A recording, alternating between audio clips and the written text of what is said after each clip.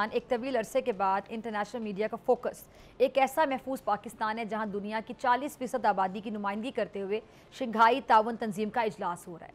इस्लामाबाद के गिर्द खींचे गए कड़े हिफाजती हिसार में चीनी वजीर आजम का तैयारा लैंड कर चुका है। एयरपोर्ट पर वजीर आजम शहबाज शरीफ साहब ने अपने अजीम दोस्त का रेड कारपेट पर गर्मजोशी से इस्तकबाल किया। पाकिस्तान के मुस्तकबिल दो फूल से बच्चों ने कौम की जानिब से खुश रंग फूलों का गुलदस्ता पेश करके वेलकम किया। चीनी वजीर आजम ने इस पुरतपाक इस्तकबाल पर मुतासिर होकर कहा कि जैसे ही मैं जहाज से उतरा मुझे गर्मजोशी से खुश आमदीद कहा गया। पाकिस्तानी अवाम की दोस्ती और मेहमान नवाजी ने मुतासिर कुन है और पाकिस्तान एक अहम तरक्की पजीर मुल्क है, उभरती हुई माशी मंदी और बड़ा मुस्लिम मुल्क और हर मौसम का स्ट्रेटेजिक ताउन करने वाला आनी दोस्त है। कोई 17 बरस बाद पाकिस्तान में एक आलमी सतह की एक कॉन्फ्रेंस होने जा रही है, जिसके हवाले से वज़ीर इत्तलात अता तारन ने आज न्यूज़ कॉन्फ्रेंस में कहा कि हमने साबित किया है कि हम SCO की मेज़बानी करना जानते हैं और हमने रेड टेप से रेड कारपेट तक का सफ़र तय किया है। हमारा ख्वाब है कि G20 का इजलास भी यहीं पर हो। पाकिस्तानी बहुत मेहमान नवाज हैं और इस कॉन्फ्रेंस के इनकाद से पाकिस्तान का एक बिल्कुल मुख्तलिफ इमेज दुनिया के सामने आ रहा है।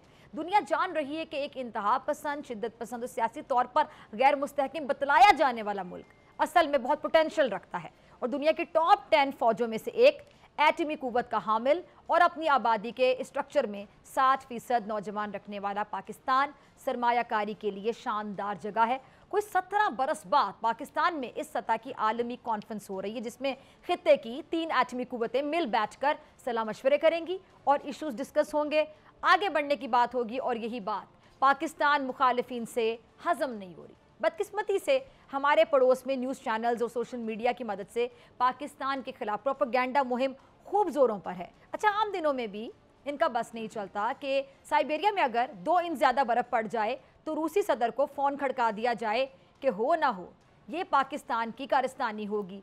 अब मज़ीद क्या बात की जाए कि वहाँ तो गलती से कोई कबूतर भी अगर बॉर्डर क्रॉस कर ले तो उनकी दौड़ें लग जाती हैं कि पाकिस्तान का जो जासूस कबूतर है वो पकड़ लिया गया है।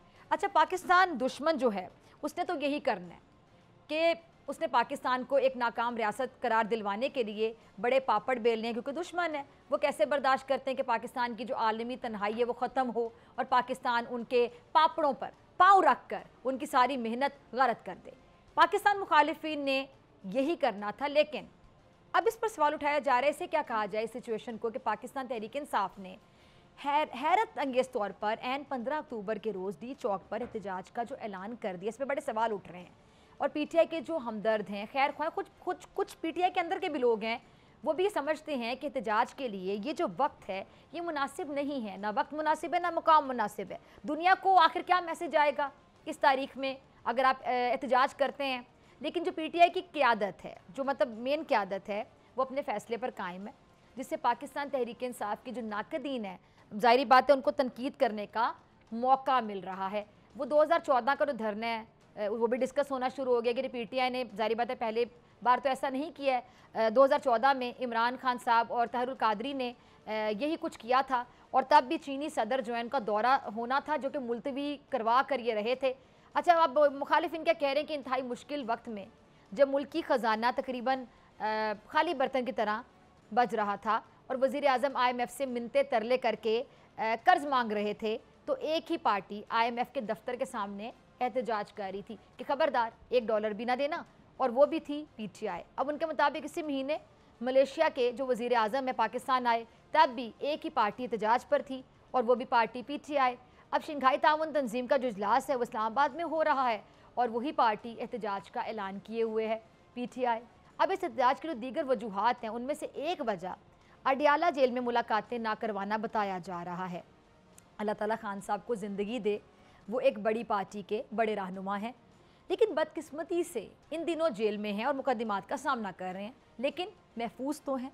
एहतजाज कुछ दिन बाद भी हो सकता था। PTI के इस फैसले पर उनके जो हिमायती हैं वो भी काफ़ी तनकीद कर रहे हैं और परेशान हैं कि वो इसे अब कैसे सपोर्ट करें। ज़ाहिर बात है वो अक्लो फ़हम के घोड़े भी दौड़ा दौड़ा कर थक गए हैं, लेकिन हाथ कुछ नहीं आ रहा है। यहाँ कुछ जो गलती है ना वो हुकूमत की भी है। वो क्या कि वो PTI को एंगेज क्यों नहीं कर सकी। तहरीक इंसाफ का मुतालबा अडियाला जेल का फाटक खोलने का तो नहीं है ना, उनकी बात सुन ली जाती। अपनी बात कह दी जाती कि भी बात होती है तो फिर बात बनती है, कोई रास्ता निकलता है, मिल बैठ के कोई बात हो जाती, बात होने दें, रास्ता निकलने दें, सिस्टम चलने दें। सिस्टम चलेगा तो मुल्क चलेगा। सब्सक्राइब करें और बेल दबाएं ताकि कोई खबर रह न जाए।